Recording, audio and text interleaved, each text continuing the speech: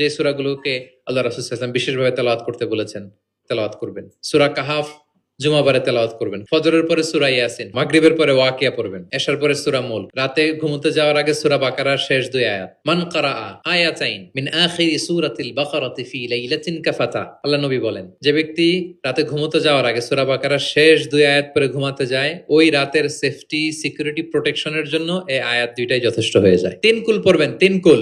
কুল হুয়াল্লাহু আহাদ, কুল আউযু বিরাব্বিল ফালাক, কুল আউযু বিরাব্বিন নাস।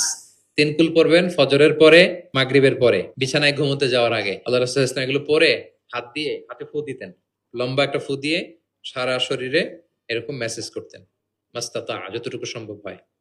তাহলে এটা special protection from your Lord. হ্যাঁ, শয়তানের বিপরীতে, ব্ল্যাক ম্যাজিক, জাদু টোনা বানের বিপরীতে প্রোটেকশন নিলেন কার কাছ থেকে? এই ওজিফাগুলো পালন করবেন। যদি করেন, আপনার জীবন প্রশান্তিময় হবে, আপনার জীবনের সব হতাশা দূর হবে, ডিপ্রেশন দূর হবে, আসমানি প্রশান্তি নেমে আসবে ইনশাআল্লাহ। আল্লাহ তাআলা আমাদের সবাইকে কথাগুলো বোঝার ও আমল করার তৌফিক দান করুক। আমরা পড়ি আমিন।